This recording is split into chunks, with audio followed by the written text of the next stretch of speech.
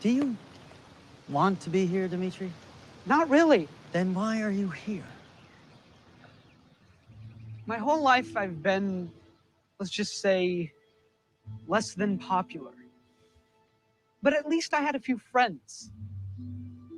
And then Cobra Kai comes to town, and next thing I know, my friends are taking karate and becoming alpha jerks. I'm literally being threatened by my best friend. I just wanted to show I could fight back. Welcome to No Mercy, a Cobra Kai Kickback. My name is Jakob Burrows, and I represent Miyagi-Do. When my dojo gets trashed, I'm secretly glad, because I have no idea how to train my students if they can't paint this gosh darn fence. I was thinking the same thing. It's such a great setup. But anyways, my name is Jim Scampoli.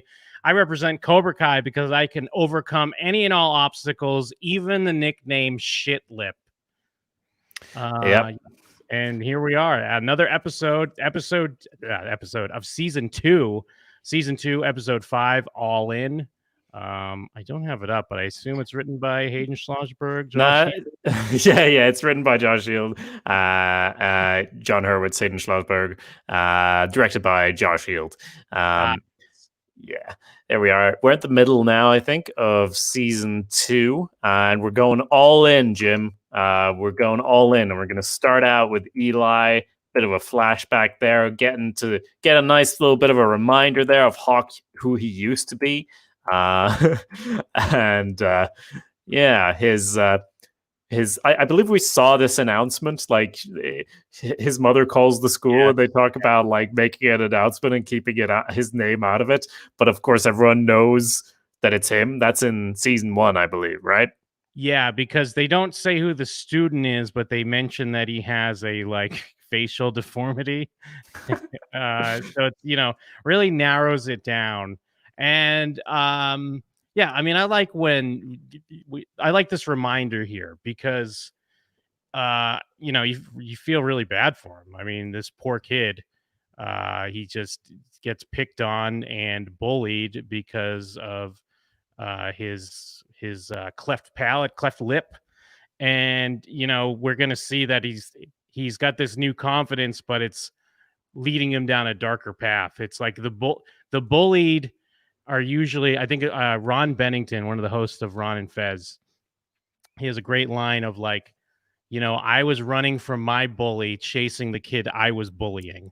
So it's usually, it's in a weird way you kind of relate, where it's kind of like, well, now if I have a little power, it's going to go to my head and maybe I'm going to inflict that on other people, whether it be just revenge or I guess human nature. I don't know. Anyways, we're reminded of poor, Eli, and we get a nice transition when he's crying on his bed to now getting his tattoo, which I thought he had already gotten. Maybe there's doing a touch. Oh, they added the red. That's right. Yeah, that's right. Changing the color of the hawk there. And besides the fact that he's obviously like becoming more and more of an asshole in present time, and that's working. This is the creed of Cobra Kai. I think he in the past had a better sense of style. That oversized knit jumper, it kind of suited him way better. I think as a look. I get that the hawk is draw attention to something other than your face, and that makes sense. But I don't know. I was just like, oh yeah, Eli used to be likable. So now, but I guess if this is a nitpick, or this is to even get into this, but how is his mohawk so long? His mohawk's pretty long. Yeah, I mean, he has a lot of shaggy hair there previously, and also it's been multiples of months. I don't know. I guess he's always had the same looking kind of mohawk, so I don't know how we explain that if that's the case. But I feel like it's been many a month since he had this shaggy hair, so I kind of buy it. I mean, so it's like the quarantine cut right now. I mean, to date this a little bit, we're still. I mean, most places in stay at home. I mean, I got a shaggy hair, but I don't know if I could get it that tall. But maybe the challenge is you never know till you try. So I'll have to find out. Yeah, I don't know. Like for the stream, parts of my hair is definitely long enough for a hawk right now. Like imagine if this is going straight up, right? And I feel like that's it's a lot of hair hiding under there, and I think we're getting bogged down. But looking at it, I mean, I know your metric. I'm American. It's like 10 inches, which Yeah. you put that in your meters or centimeters, whatever it is you use. But that's pretty, whatever, fine. It's long. That's all I'm saying. Yeah, and he got a moon tattoo as well because he's seen moon. So important note The there. reply is great. Is that for me? Maybe. You know, that, Yeah, no, that is great. Maybe that is the perfect way to handle that. It's great. I love that it says moon as well, because if it was just a moon, his comment would make sense. But he's just like, maybe, even though it clearly is. It's great. So we have Eli going through the teaching steps. Like we mentioned, he's got to do the painting of the fence and the sanding of the deck. And it's great to see all of this not work, because it's just worked one time too many, I believe. So just, and also, of course, him going like, I get it, muscle memory, yeah, but it just doesn't click for him.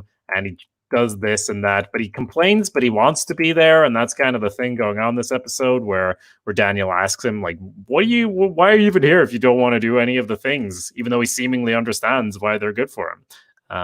And I think you said Eli, it's Dimitri, but sorry.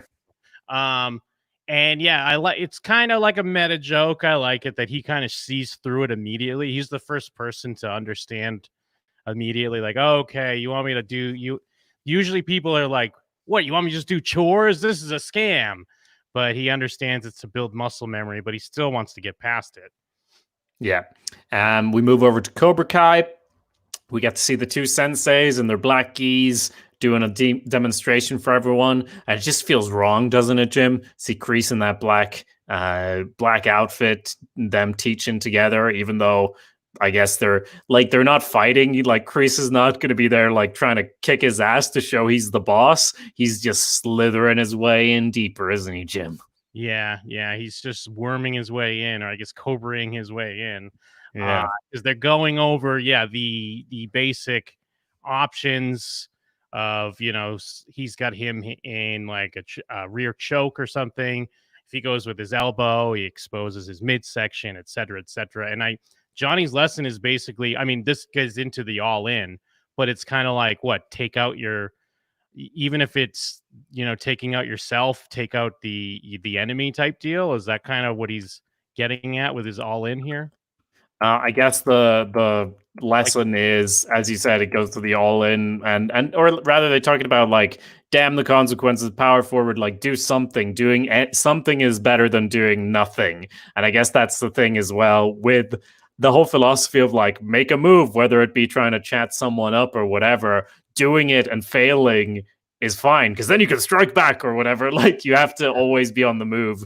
A cobra dies when it stays still, except Cobra Kai never dies. I think that's the point. And Miguel just takes the worst lesson possible from it, which is like, I should make a sappy video for my ex, which is, that would be bad enough if it was his current girlfriend. Then it's like, I get it, for your anniversary, maybe make a cheesy video. Now he's trying to win her back. It is not going to work, man. That's not what going all in means. Kinda. I mean, he's at least, I do agree with you, but he is at least trying to show that, like, hey, I still have feelings for you. He's trying to communicate at the very least. And it's a good callback to their original kind of meet cute where he sent her, like, this dude's got a future. He designed a whole Cobra Kai website. I assume he designs all their merch. Oh yeah. He makes these animations just by himself. So you got to give it up for Miguel. But before that, with Kreese, when they're in the back room and he's talking to Johnny and they're talking about all in, Kreese is again bringing up Johnny's son. Now, is this part of Kreese's diabolical plan, or is Kreese really trying to get Johnny with his son? Or is Kreese just kind of twisting the knife, or he just sees this as this weird, like, public disrespect, the fact that Johnny's own son doesn't train with them? Or is it like a little all of the above? I think it's all It's mainly the last bit, and it's like I think this is genuine Kreese. This is not manipulative Kreese, and it's genuine in that he hates Miyagi-Do so much. Yeah. He blames Miyagi-Do for like his life falling apart and he living on the street, much like Johnny traces his whole life back to that fateful fight in the tournament. Kreese getting his hands glassed up in the parking lot afterwards. Basically, after that's when we see a montage of him walking the streets in disarray and losing any possibility of the life he had beforehand. So he just really doesn't like Miyagi-Do. And besides wanting to worm his way back in, he actually genuinely thinks and believes and wants Cobra Kai to destroy Miyagi-Do. So that's why the fact that they have even just the fact that it's a good student over there, he would want to get any good student out of Miyagi-Do, I think. And the fact that it's Johnny's son just adds a whole thing, because Kreese is basically Johnny's dad, so Robbie's his grandson, like in their twisted minds. So that's all big disrespect this way and that. Yeah, I agree. And then, while Miguel's working on his Sam animation, we get word about a negative Yelp review of Cobra Kai, and Eli's pretty upset about it. And lo and behold, it is D-Man 2002 himself, Dimitri, who submitted that review. So, the discontent's building there. Back at Miyagi-Do, we still have the training on the circle there with Robbie and Sam, who are they're bone dry on there. So they must have just jumped on that thing, landed in unison, and they've been training ever since. They haven't fallen. Yeah. So yeah, things are looking up. Well, yeah, bone dry and sexy AF. It feels like, I mean, I know I'm gonna like, I don't want to keep going on about it, but it feels like these two characters are like, hey, we're both attractive, why don't we bone? We should be together, right? And I guess an extension of what you've talked about with Robbie, of him being like too good, that you can make the similar thing about Sam as well, because even though in the beginning she had a hint of like hanging out with the mean girls, it's like she immediately kind of broke that off. And even if her boyfriend and his friends were somewhat bullies, like she immediately kind of connected from that, which I guess is fine. Although I guess her thing is that when she started accusing Tori like a maniac snitch. Yeah. So I guess sometimes being too good can be a fault as well. Well, she's got that mean girl aspect there as well, like immediately judging someone she meets. Yeah. But yeah, when they're hanging out with Dimitri, sorry, not Eli, Dimitri, in like the mall, they're all like, haha, this nerd. And like, I am definitely being unfair, but I do feel like them just kind of going, ha, Dimitri, he's so crazy, is just not like necessarily a genuine reaction. Them going like, oh, Dimitri, always with his dungeon lord. I don't know, man.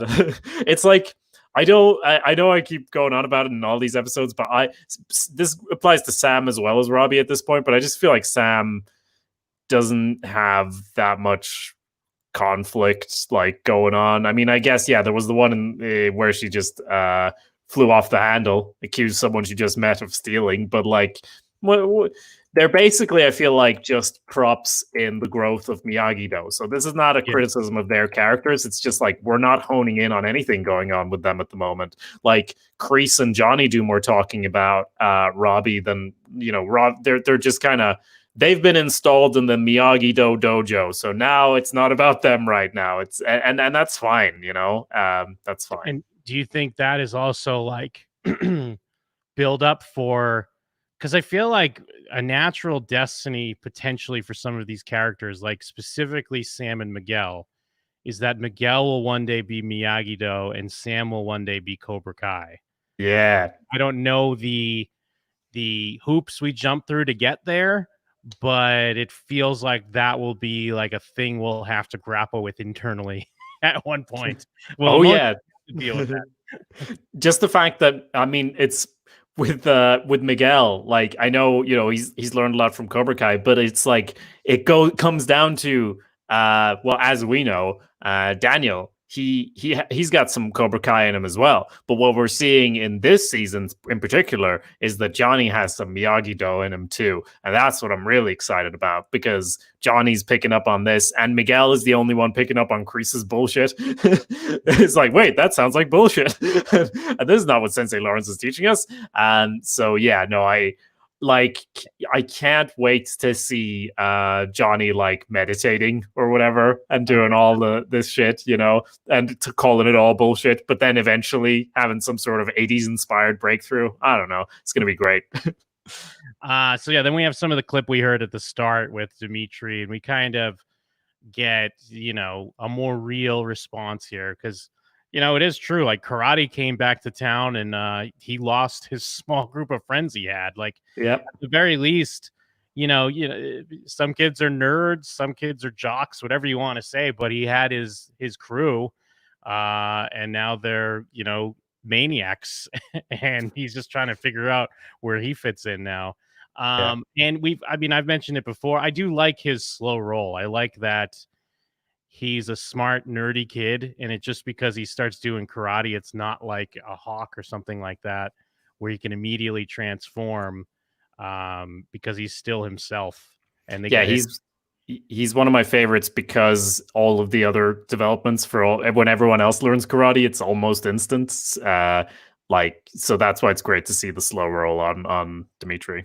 And I think it's nice too for Daniel as a sensei to have to not just rely on the standard Miyagi tactics, because at least from what we know, he just does what Miyagi did, but he has to put a little bit of the LaRusso in there and hopefully kind of reach this kid. So then Johnny gets word, or Johnny goes looking for Robbie, but he sees that there's an eviction notice. I guess he's bringing his skateboard, or he skated over there. I'm not sure. Maybe he shredded on down to Robbie's house. Maybe he got Robbie a skateboard as a sort of peace offering, because Robbie likes skateboards. I can't imagine him skateboarding there. He's got a dirt bike. He's cool. We find out that Robbie's middle name is Swayze based on his license. And I guess I never really even thought about it, but I assume Keene must be his mother's last name, right? The fact that he's Robbie Keene. I'm sure that's pretty obvious. And they're hanging with Dimitri at the mall.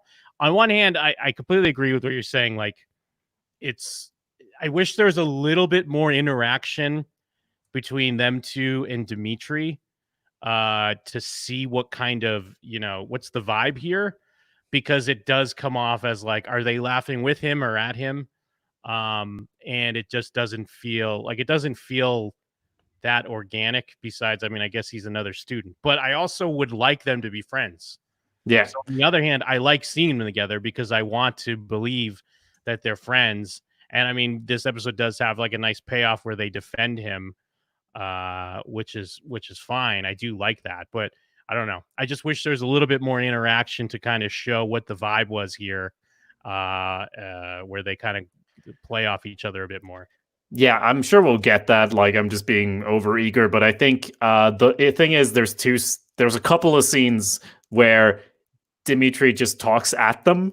I think that's it. They never really have a conversation in this, where he's just doing his talk, starts talking about a topic and rambles on, and they're like either looking at him like, because he's talking about like shirts and skins. Unless you want to be skins, it's your right to choose. That's earlier. And they're just looking at him frowning. And then now he's talking about Donnie Darko and his comics, and now they're looking at him and laughing. And in neither of those cases is there an actual conversation. So there's not much building there. But maybe something. Robbie could know a comic or something, or he could know Donnie Darko. Like, geez.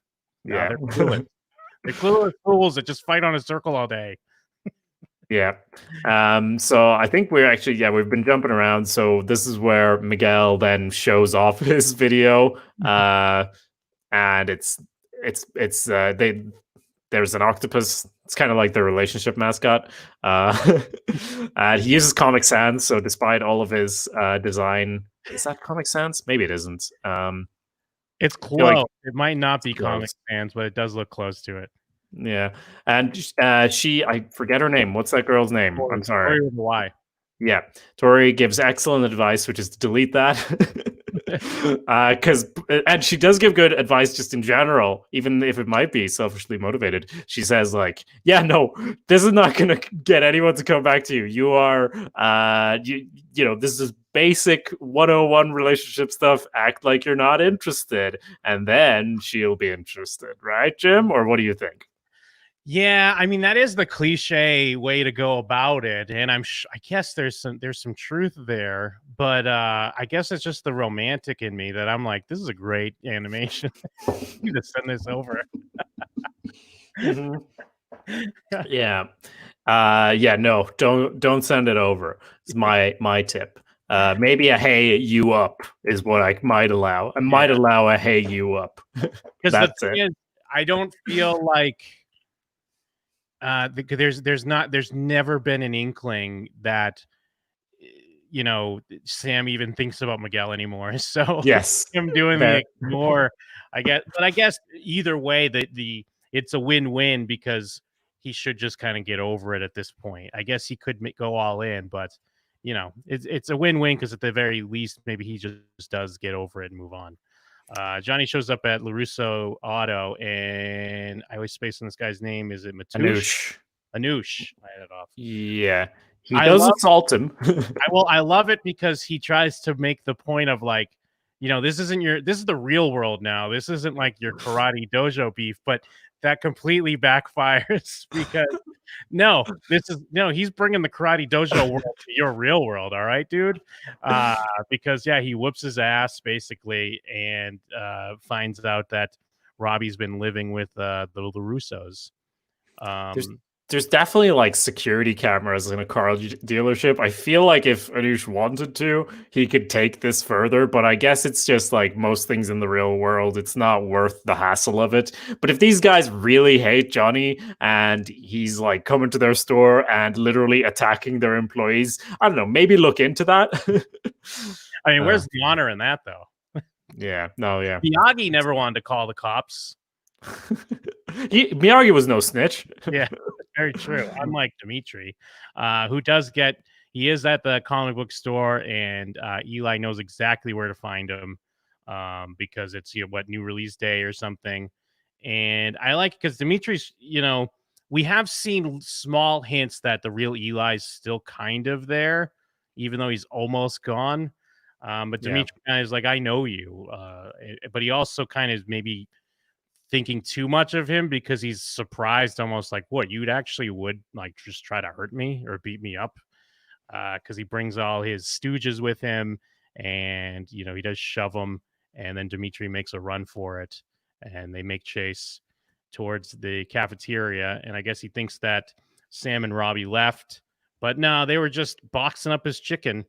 And, a kick-ass fight breaks out. And they do have a flashback here, which I don't like, but I also don't mind it because it's not kind of like, I guess in a way it is like, hey, remember this, but it's also kind of like it's all coming together. What is your take? What do you mean when they're all, we see them fighting on the circle thing and fighting in real life? Yeah, that's I don't mind that as much. Like you said, it's like what's happening here is exactly the same as Miguel when everything was coming together for him in the fight in the school cafeteria, and now we're in the mall cafeteria and everything's coming together for them to fight together and learning about that. I don't mind, but I guess I could see why you'd be a little bit not on board with it, but it's just like making whatever we've seen before make sense. They had to visually make it look like that, and I think they just wanted to make sure they reinforced that enough that people got it. I think we would have got it either way, though. That's true, because I guess in a way it's almost like if Miyagi was like, "Show me sand the floor," and then as he was doing it, they were cutting in him sanding the floor. And wax on, wax off, like in the midst of him doing it. So there's definitely, I think, some negatives to it, even though I don't completely mind it. We do like to kind of talk about flashbacks and when they're used, so I can't help but pointing it out sometimes. I have to say as well, there is a part of me, Jim, that when this guy leaves a 1-star review and Hawk pulls up with his crew to rough him up, there's a part of me that's on Hawk's side. And that part is the person who works a day job where I have to respond to people who leave 1-star Trustpilot reviews and try to convert them to positive reviews. And first of all, if you want a conversion, this is not how you do it, all right? But there's just something viscerally satisfying about it, okay? I can't complain.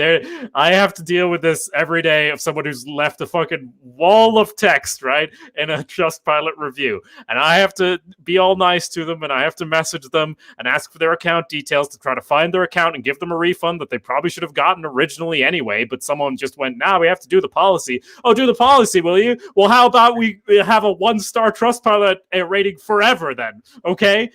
So I would love to be Hawk and just show up and deal with my problems Cobra Kai style, and I can't, but that's why I'm living out my fantasy here in this mall.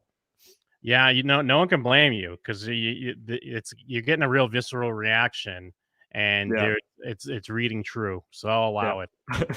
Hawk does go in for like a jump kick and just gets kicked in the face, and I love that it cuts to the crowd and they're all like, "Ooh!" Like, the extra insult to injury. I guess it does settle that idea of who would have won in Hawk versus Robbie. I mean, maybe not back then, but at this point, Robbie has surpassed Hawk.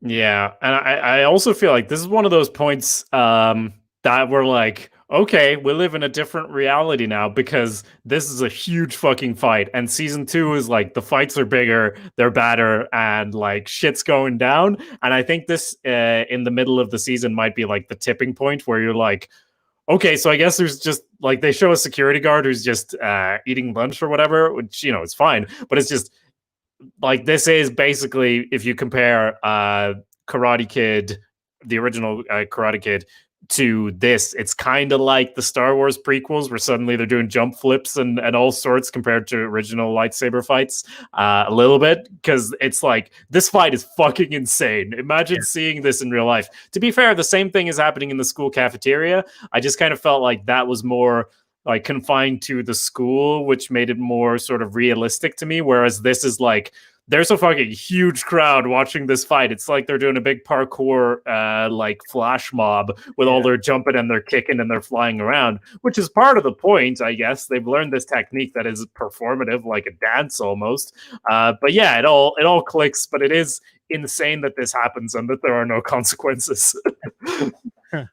Then we have Johnny, who is the best buzz driver I've seen in any movie or TV show. Once again, buzz driving, which is fine. Buzz driving is not drunk driving. Okay. Co-signs on this. He shows up and Miguel's mom sees him. He's all broken up because we've mentioned this many times. Like the one of the best things about Johnny Lawrence is how fragile he is. Yes. He's always such a badass and he's about not being a pussy, but like the smallest thing will happen and his confidence is immediately gone and he just drinks himself into a bender. And he got word that his son is now living with his arch karate enemy, and it's a lot to handle because it's bringing everything back. That way he's failed his son. I mean, we saw when he spoke to Miguel that he's it's something that's heavy on his head that he has failed Robbie. And then this is like insult to injury. So he's stumbling around, and Miguel's mom sees him. And I think there's just like a quick meet, right? And she kind of takes him in to, I guess, sober him up, maybe give him some coffee, something or other. I guess we'll see. Yeah. Yeah, exactly. And then we have Daniel coming home after the fight, and he's like, no, that was fine that there was a huge fight in the mall because you were protecting your friend, which, is true. And he tries to cheer Dimitri up, like, I heard you ran the 100-yard dash in 10 seconds. Like, but he's basically saying, like, you ran away so fucking fast. Like, it's not the best pep talk. But I'm trying to remember what they get into here. They do like the scene. They get into this is the first of a few. Well, I guess maybe not in this episode, but there's a Game of Thrones reference here. Yeah. Which is fine with this one, but then when they get into one in the next episode, which I guess we'll talk about, then I'm like, all right, enough. That's I'm done. No more. But well, the weird thing is that we were so on board when this came out, but then Game of Thrones finished and had their last season, and it is really weird how everything changed so pivotally for everyone, because Game of Thrones was a huge show that was important to so many people, and now there are so many people who are like, Game of Thrones, what? Don't make me think about that. That makes me annoyed thinking about it. And because remember season 1, there was about like, oh, there's the 3 Daenerys at the Halloween dance or whatever, and then here they're talking about Sam Tarly and how he killed a White Walker, and both with the Daenerys and with this, you're like, well, fuck this. Like this, and Daniel's like, oh, I'm so down with GOT. And it's like, you're both the worst. Stop it. I don't want to hear about it. But we loved it at the time. I don't know if everyone feels this way, but it seems like it. I feel like this one at least works. Because he's like, we got, Daenerys and Jon Snow, and I'm which is fair because they're thinly written characters who them getting together didn't make any sense. Go on. But then he's like, hey, Sam Tarly killed a White Walker, and he's like, oh, great, it works. He can respond to Dimitri in the language. Finally, someone gets a reference because he's hanging out with a couple of cardboard cutouts that don't know anything about pop culture, and they can't respond to his Donnie Darko or comic book references. But Daniel could be like, no, I mean, Game of Thrones is one of the most popular shows on TV. Of course, I've seen it. Are you serious? Yeah. It's not like he's bringing up some obscure thing. But anyways, it gets to the point where Daniel realizes he can do the training, but do it a little bit differently. They're going to do it, nice and slow, let things sink in. He's becoming a real sensei, in my opinion, because I don't feel like he gets full credit for Robbie and Sam. Like Robbie to an extent, but like I feel like he was coasting off Miyagi for those, and now he's becoming Sensei LaRusso. Yeah, I agree. And then we have Moon telling off Hawk for fucking up his friend. And Moon, I have to say, is the best character in the show. I don't mean like my favorite character. I just mean like she's the one who's like, what? This is bullshit. And in season 1, when she's like, oh, I apologized already. That was a shitty thing we did. And it's like basic stuff. Like she's just such a decent human being, and there's so few of them. So when she's like, nah, this is not cool. What the fuck? You're like, yeah, fuck yeah, Moon. Yeah. And then he tries to lean on the tattoo. Like, this means forever. And she's like, yeah, I didn't ask you for that. And, we're seeing a little bit of Eli and Hawk here, but he goes back into his dojo, starts letting out his rage on the punching bag. And probably one of the worst people for him to meet at this moment is Sensei Kreese. So, of course, Kreese is the one that's there to tell him that, you didn't lose any fight because the fight's not over till you say it is. Which is going to lead to them trashing Miyagi-Do. Great shot, right? When he walks in. Yeah. Because, Moon drives off. We're on him.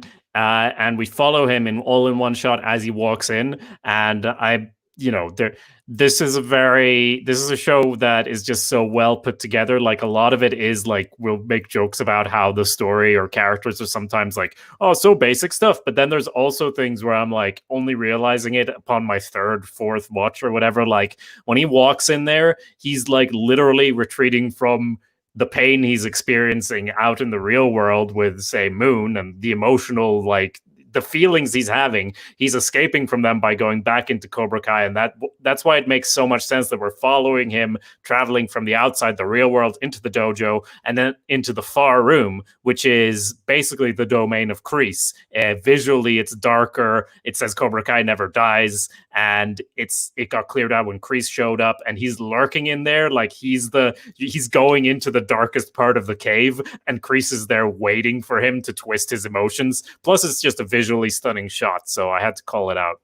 Absolutely, yeah, because it's like the wonder that kind of goes around the punching bag as he's coming off, and as you said, yeah, then Kreese like lurks in the background, and it stays for a while. Like besides just the tracking itself, like with the actors kind of going back and forth, and Kreese kind of coming in to essentially like a victim of his in a way, like poisoning his mind. And yeah, no, it's such a well done sequence, works on so many levels. Great stuff. Yeah. And then so we see Johnny and Miguel's mom. He's having some coffee, like you said, and he's basically explained their whole backstory. And she sums up the whole plot of Cobra Kai, which is, it sounds like you and this Daniel guy have a lot of issues. Yeah. Just so true.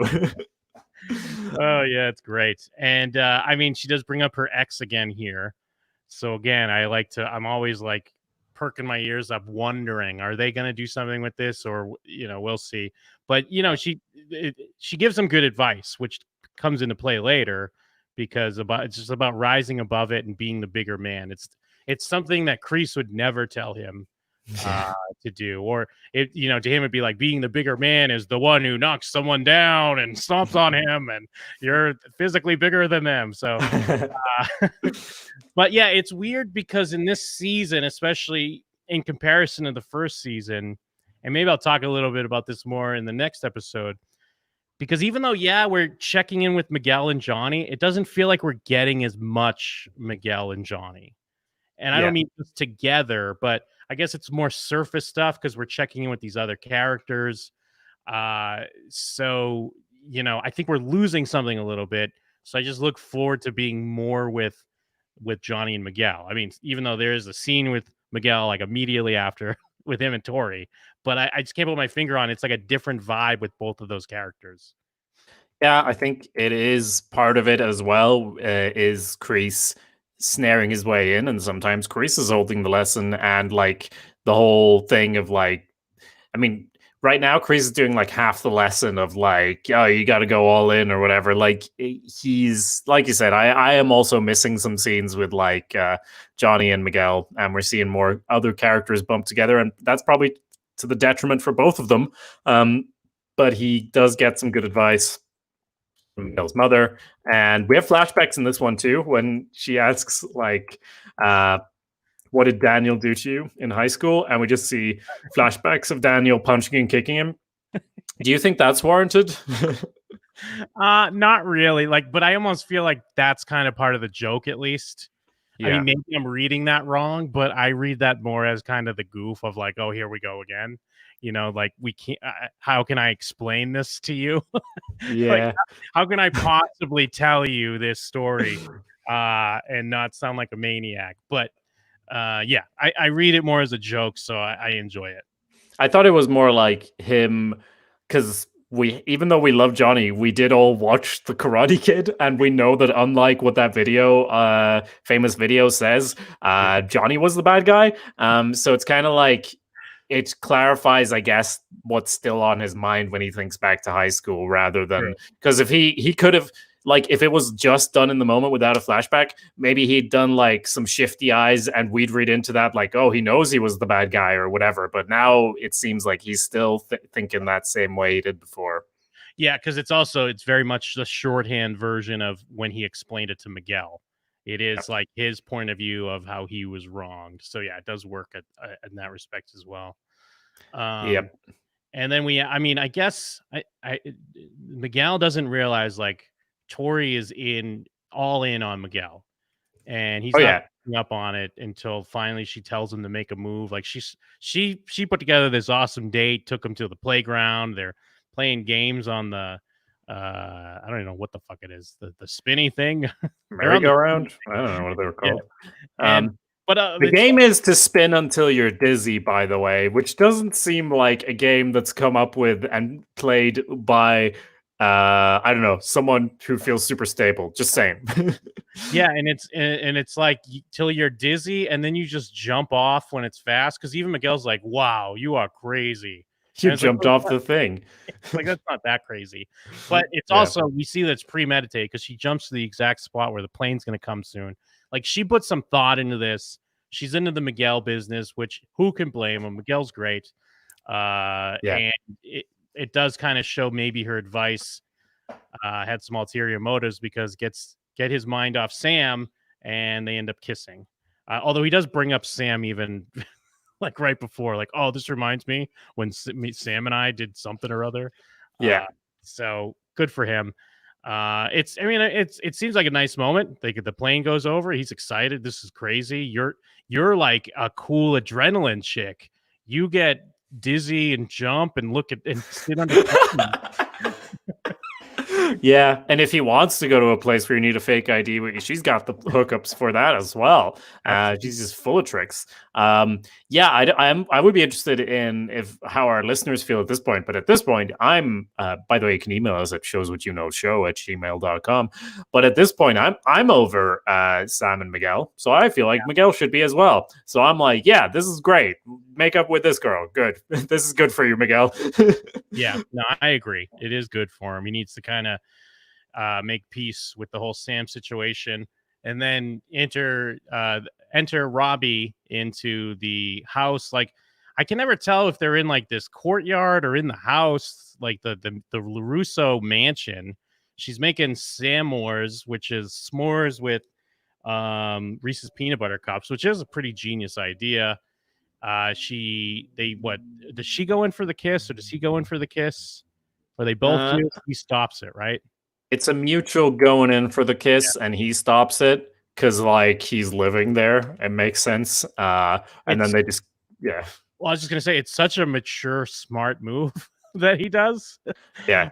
But it also, understandably, I don't know if it's embarrassing or just kind of this thing being held against her, the fact that he has these other connections to her family where they can't be a couple if she wants to be a couple. I mean, obviously it's an extra complication, and she's clearly not okay that it happened, even though it's like going to be like, oh, don't worry about it, it's fine, but we'll see. Yeah, well, as they state, this got awkward. And then we see Hawk and his cohorts, because he's been bossing around these two all episode. And they show up to Miyagi-Do and fuck the place right up. Real reminiscent of Karate Kid Part 2, when the Yakuza does the same thing. So you'd think Daniel-san was like, yeah, this happened once and I had to fight to my death, so this version's pretty chill. Some teenagers broke in, but they did steal the Medal of Honor, and we know that hits Daniel where it hurts. I mean, that's just really fucked up. It's one thing to be a rebellious kid who's gonna like break shit or whatever, act out, but it's pretty fucked up to steal the medals. And I guess from my understanding, it's like the only thing that was stolen. Yeah, because all the rest is just bullshit. We get a trifecta of flashbacks because we have a final flashback as he looks at his car and it says Cobra Kai never dies. And I'm also like looking at this where it says Cobra Kai never dies, and I'm like, you own a car place. That's going to be fixed in 5 minutes. But I guess the reason he's looking so emotional looking at it is now he knows who the culprits are. So that's part of it. But he sees these flashbacks of picking the car, him and Mr. Miyagi both going, Banzai, Banzai, as he's driving off. So it's super emotional and enough to spur him into jumping into the car. And much like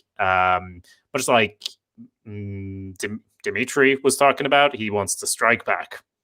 Yeah, and I mean, I think you're right. I mean, he owns a car dealership, body shop, whatever. But clearly this, I guess that's why the flashback's there, to remind you that this isn't just a car. Yeah. I mean, not only it's his first car, it's also like it was such an important gift for Mr. Miyagi. It is like the car is Mr. Miyagi in a lot of ways. I will point out though, Ali with an eye did more damage to it when she totaled it at the prom thing. Borrowed the car and totaled it in Karate Kid Part 2. So very maybe true. Get over it, Daniel. So yeah, he does. He hightails it right to Cobra Kai. I mean, this is very reminiscent to when Johnny's car got set on fire. Yes, and he had to go to Daniel, which it's nice because it's like in both situations, the other person really doesn't know. Like, what are you talking about? Like, I don't know what's going on. But they have a showdown in the dojo, and Daniel is disrespecting the dojo. He doesn't take his shoes off on the mat. He also kind of basically says, if you don't want to end up like this guy while there's still time, come on down to Miyagi-Do. I do love when he says, what are you going to do? Because I'm not going to strike first. It's like, that's so perfect. Yeah. And, I guess it does. And then, of course, we see Johnny does decide he's going to be the bigger man here. And it does look to the way to his students, the way he's been teaching. Not that I feel like this is why people walk out. They don't walk out because they think he's weak. But if you've bought into the Cobra Kai mantra, he would look weak here. Like to Hawk, he looks weak. Yeah, I getcha. And like, you have to imagine what would happen if there was a big fight here. I guess it depends on how the fight goes. And we're all super excited to see that. We're more excited about them being friends because we want that the most. But them breaking into a big fight would also be like, holy shit, that'd be cool. And I don't know, would people even dare to leave the dojo after that? But I mean, part of it is the advice from Miguel's mother, but also he genuinely like doesn't know what Daniel's talking about, and I think it shakes him when he talks about like, you don't earn a Medal of Honor by stealing it, and he's like got a shake in his voice, and Johnny's like, I actually don't know what this one's about. Like, maybe if you were talking about my son or whatever, we could have a fight about that if you want. I'm kind of upset about that, but I actually don't know what this is. And then Kreese, like the shot with Kreese out of focus in the background, it's very on the nose, but it's so great as well because he is just manipulating the whole situation. You love to see it, and he does the thing. The great thing about Kreese as well is Johnny does the thing that Kreese, it benefits him the most. But also, if he fought him, it would all like whether Johnny goes away from his Cobra Kai teaching or not, it kind of benefits Kreese, because then he can be the big main guy, the badass. Or if he goes into it, it's like, yes, I've corrupted you further. Then he just has Johnny back on his side. He either just has Johnny back on his side, like the Johnny he raised, back in the old days, or Johnny, falls into his trap and then he steals Cobra Kai from him. It is a complete win-win situation. Yeah, you lose some students here, but it looks like it's the students Kreese would want to leave anyways. It's like the nerdy ones. It looks like specifically usually they just kind of walk out like, I didn't like this here, I didn't like it here anyways. And we get a quick shot of like, even Hawk is like, oh fuck, why did I steal those medals? Even he's like, oh, did I go too far? And that does wrap up the episode there. We went a bit long on this one, but I think we're just creeping up in general. Our episodes are just getting longer as we inch towards the end of season 2. Because right now, as we're recording, it's a little bit in advance. We still don't have a release date on season 3, so I think we're just savoring this while we can, Jim. Yeah, absolutely. You can find, of course, all of our shows at showswhatyouknow.com, where we discuss other TV shows like The Sopranos, I mentioned every week. But there's also Blank Meets Blank, where we make up a new TV show, Real History for historical films and TV. Lots of good stuff at showswhatyouknow.com. And we'd also very much appreciate a review on Apple Podcasts. If you have the time for it, just search for No Mercy. Beyond that, Jim, I think there's just one more thing. Ooh, what's that? Strike fast! Strike hard! No mercy!